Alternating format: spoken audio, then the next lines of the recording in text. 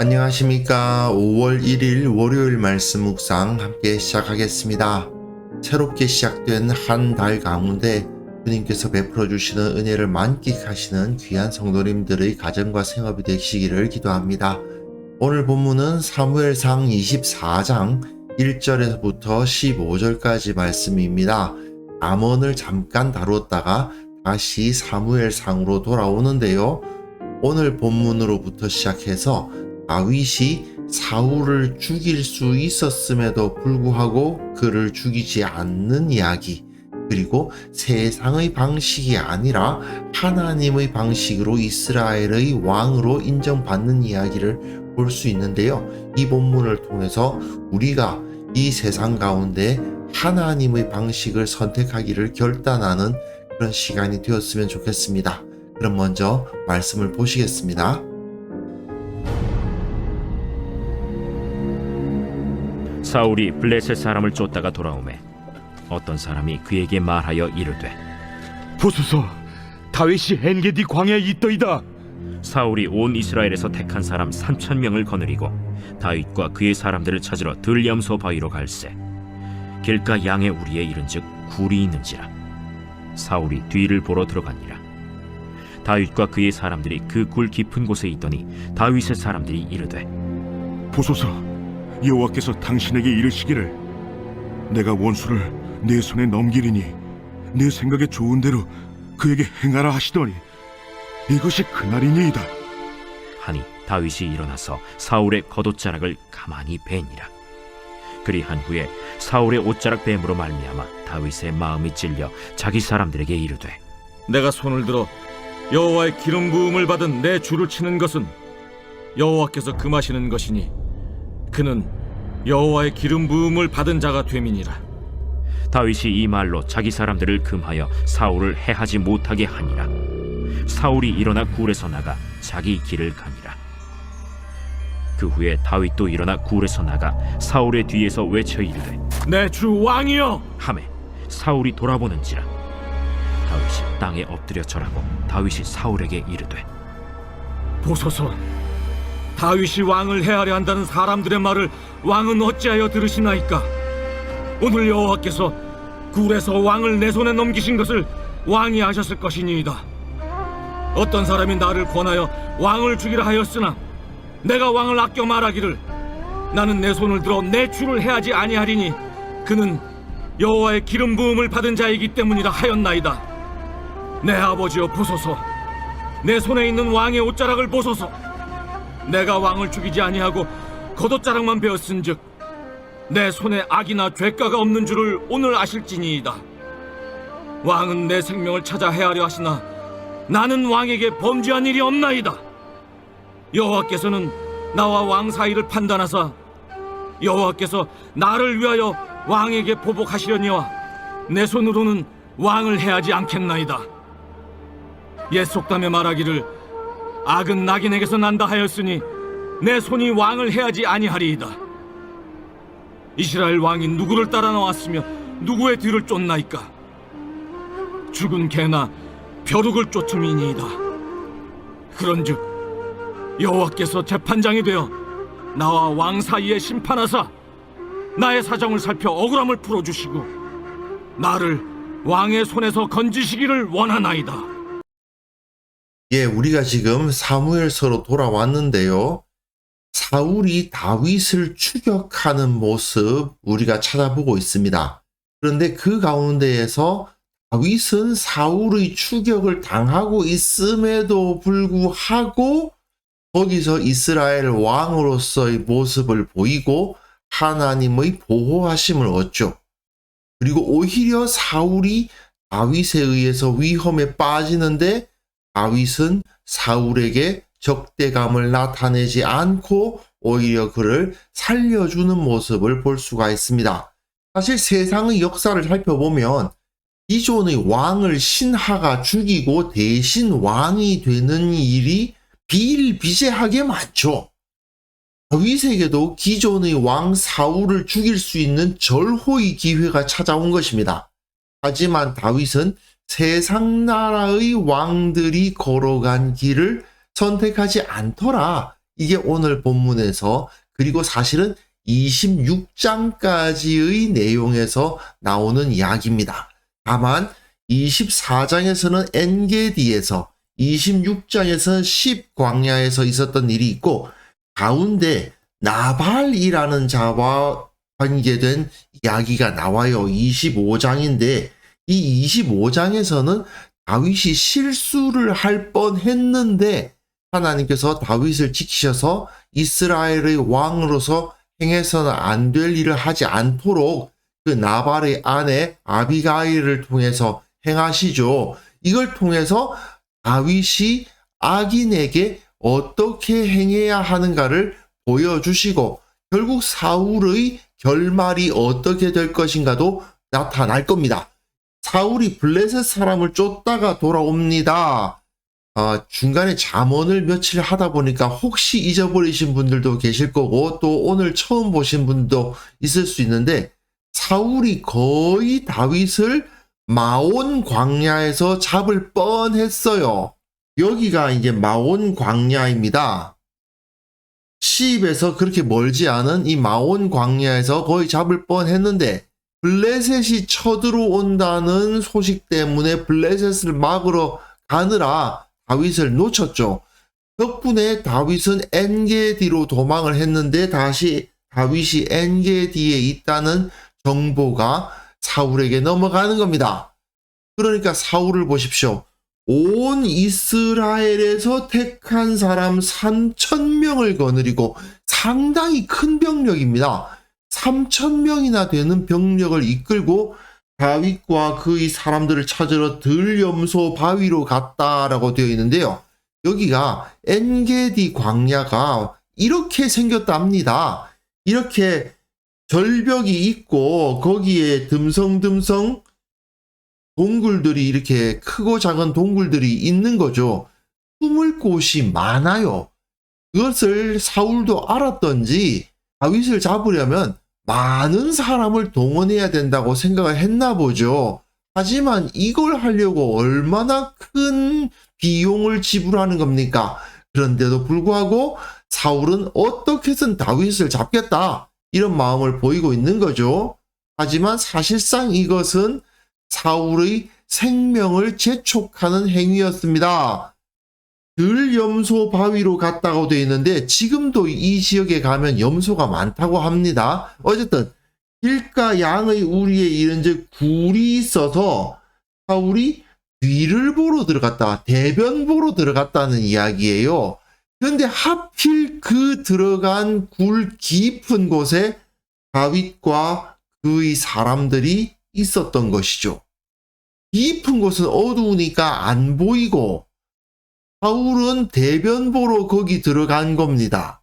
이 그림 자체가 사울을 사실은 조롱하는 의미가 들어있는 거죠.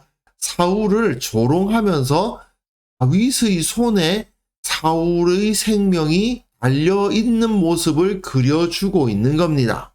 당연히 다윗의 사람들은 여호와께서 당신에게 내가 원수를 내 손에 넘기리니 내 생각에 좋은 대로 그에게 행하라 하시더니 이것이 그날입니다.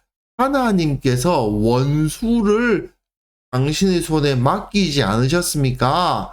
그러니까 죽입시다 그 말이죠. 하지만 다윗은 사울의 겉옷 자랑만 가만히 뵙니다. 그리한 후에 사울의 옷자락 뱀으로 말미암아 다윗의 마음이 찔리기까지 해요.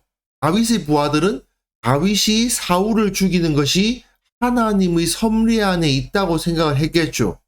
하지만 다윗은 그렇게 생각하지 않았던 겁니다. 내가 손을 들어 적개심을 가졌다는 뜻입니다. 여호와의 기름 부음을 받은 내 주를 치는 것은 원어로서는 사실은 한 단어죠. 메시아. 메시아 내 주를 치는 것은 여호와께서 금하시는 것이다. 그는 여호와의 메시아다 라고 말하고 있습니다. 기름 부음을 받는다는 것은 기름 부음 받은 그 대상을 하나님의 소유로 넘긴다는 뜻이에요. 그렇기 때문에 하나님의 것을 함부로 내가 어찌할 수 없다는 것이죠. 그래서 자기 사람들을 금하여 부하들에게 금해서 사울을 해하지 못하게 하니라. 그러니까 사울이 일어나 굴에서 나가 자기 길을 갑니다. 사울은 생명을 보전한 거죠. 그런데 다윗이 일어나서 굴에서 나가 사울이 뒤에서 외쳐 이르되 사울이 다시 쫓아오기에는 너무 멀리 간 정도 되었다 싶을 때 뒤에서 나가서 내 주 왕이여 라고 외칩니다. 내 주 왕이여. 이 말은 굉장히 공손한 표현입니다. 사울의 권위를 그대로 인정하는 거죠. 사울이 돌아보니까 다윗이 땅에 엎드려 절하는 철저히 나는 신하고 당신이 왕입니다 라고 표현하고 있는 겁니다. 다윗이 사울에게 이르되 보소서 다윗이 왕을 해하려 한다고 하는 사람들의 말을 왕은 어찌하여 들으시나이까? 왕이 잘못된 간신배들의 말을 듣고 있다는 거죠. 오늘 여호와께서 굴에서 왕을 내 손에 넘기신 것을 왕이 아셨을 것이니다. 어떤 사람이 나를 권하여 왕을 죽이라 하였습니다. 하지만 내가 왕을 아껴 말하기를 나는 내 손을 들어 내 주를 해하지 아니하리니 그는 여호와의 메시아이기 때문이라. 메시아를 내가 손을 들어서 해할 수 없다. 그분은 나의 주다. 이렇게까지 고백을 하는 거죠. 사실상 하나님은 사울을 메시아로 여기지 않으십니다. 이미 그에게서 성령이 떠났잖아요. 하지만 다윗이 그것을 판단할 자격은 없는 거죠. 그렇기 때문에 다윗은 철저히 사울은 하나님의 메시아다라고 고백을 하고 있는 겁니다. 그러면서 다윗은 증거를 제시합니다. 내 손에 왕의 옷자락이 있습니다. 내가 왕을 죽이지 아니하고 겉옷 자락만 베었습니다. 내 손에 악이나 죄과가 없는 줄을 오늘 아실지니이다. 왕은 내 생명을 찾아 헤아려 하시나 나는 왕에게 범죄한 일이 없나이다. 여호와께서 나와 왕 사이를 판단하사 여호와께서 나를 위하여 왕에게 보복하시려니와 내 손으로는 왕을 해하지 않겠나이다. 하나님께서 직접 사울을 치시거나 아니면 하나님께서 악인들의 손을 사용하셔서 그를 치실 수는 있으나 의인이 직접 하나님의 메시아를 치지는 않는다는 거죠. 이것이 바로 참된 지혜인 겁니다. 그래서 다윗은 그 왕위를 인정받고 보전할 수 있었던 거예요. 그러면서 이런 말을 하죠. 악은 악인에게서 난다. 나는 의인이기 때문에 내 손이 왕을 해하지 않습니다. 라고 이야기를 합니다. 다윗은 분명히 사울이 악을 행하고 있다는 것을 알고 있었어요. 너무 명백해요. 사울이 악하다는 것은 누가 봐도 분명해요. 그러나 그가 하나님의 손에 의해서 기름 부음 받은 자였다는 것을 인정하기 때문에 그 사실이 지금 효력이 있는지 없는지에 대해서 내가 판단할 수 있는 능력이 없기 때문에 하나님께서 판단해 주시기를 기대하고 있는 거죠. 그리고 마지막으로 지금 사울이 무슨 짓을 하고 있는가에 대한 평가가 다윗의 입을 통해서 제시가 되고 있어요. 이스라엘 왕이 누구를 따라 나왔으면 누구의 뒤를 쫓나이까? 라면서 죽은 개나 벼룩을 쫓는 민이다.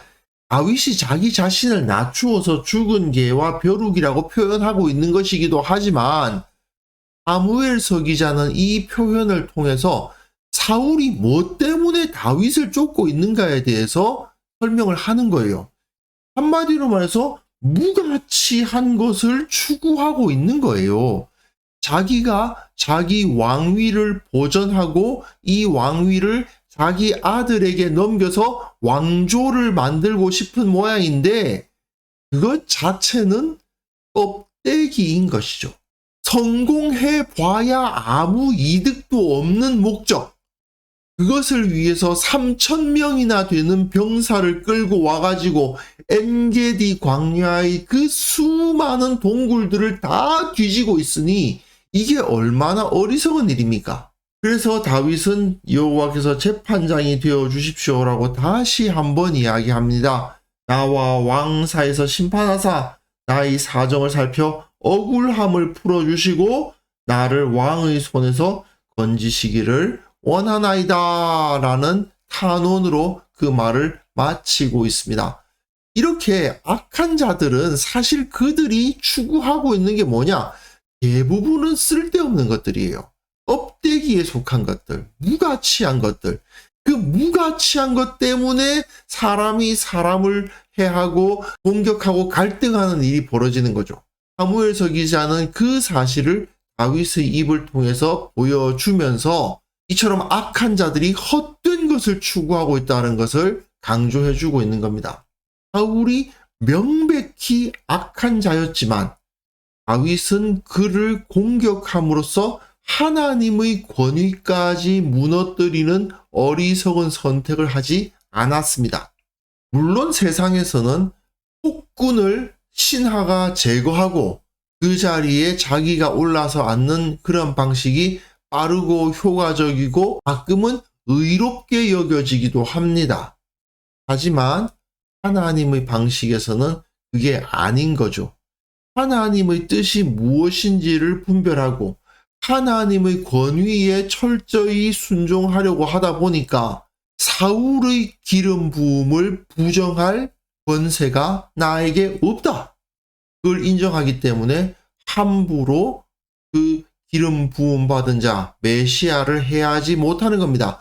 그의 겉옷 자락을 조금 벤 것까지도 마음에 찔리는, 혹시 이것이 하나님 앞에서 죄가 되지 않을까 그런 마음을 품을 정도로 그는 철저히 하나님의 권위를 인정했고 그랬기 때문에 사울에게 손을 대지 않았던 겁니다. 이건 세상의 상식이나 세상의 방법과는 많이 다르죠. 하지만 그것이야말로 참된 지혜였던 것이죠.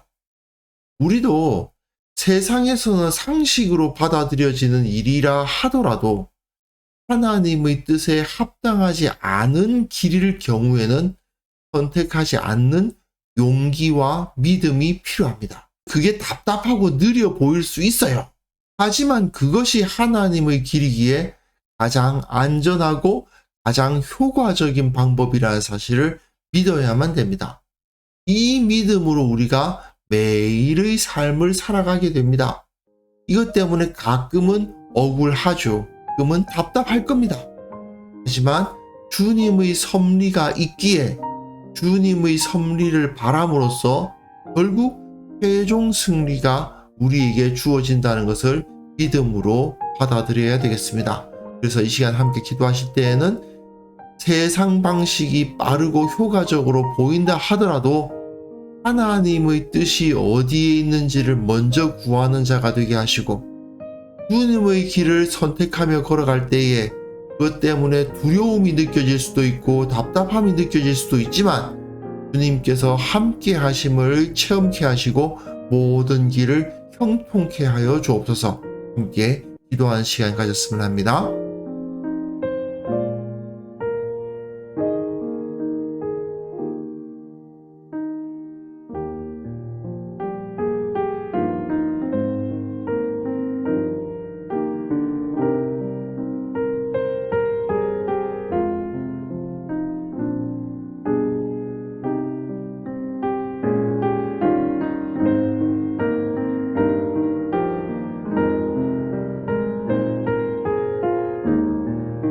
하나님 아버지, 우리가 세상에서 살아갈 때에 세상의 방식이 더 빠르고 더 강력하고 더 좋아 보이고 더 영광스러워 보입니다. 주님, 우리들의 눈을 고쳐주시고 하나님의 뜻이 어디에 있는지 늘 생각하고 주님께서 원하시는 올바른 길을 선택하는 참된 신앙인으로서 거듭나게 하여 주시기를 원하옵고 바랍니다. 그 길을 걸어갈 때 두려운 마음, 걱정되는 마음, 억울한 마음, 답답한 마음들 들 때마다 주님께서 함께 하심을 확신하게 하시고 두려워하지 않도록 도와주시고 결국 그 길이 형통하고 결국 그 길이 승리의 길이라는 사실을 알고 기뻐하게 하여 주시기를 원하옵고 바랍니다. 지금 내가 걸어가고 있는 이 길이 무의미해 보인다 하더라도 결국은 주님께서 이것을 통해서 큰 일을 이루신다는 것을 기억하면서 우리가 한 걸음 한 걸음 기뻐하며 찬송하며 주님을 따르게 하여 주옵소서. 주님, 이렇게 세상과 다르게 살아가는 사람들의 공동체로서 한국교회가 거듭날 수 있기를 원합니다. 이 세상의 소망이 되게 하여 주옵소서. 세상과 다른 사람들의 공동체가 빛을 던질 때 세상 사람들이 두려워하고 주님을 아는 그러한 역사도 또한 일으켜 주옵소서. 오늘 하루 우리가 이 사역을 감당하기 원합니다. 참으로 순간순간 행해야 하는 모든 선택들 가운데 주님의 길을 선택하게 하시고 주님의 방식을 기뻐하게 하시고 주님의 모습을 조금 더 닮는 하루 될 수 있도록 은혜 베풀어 주옵소서. 감사드리옵고 예수님의 이름으로 기도합니다. 아멘.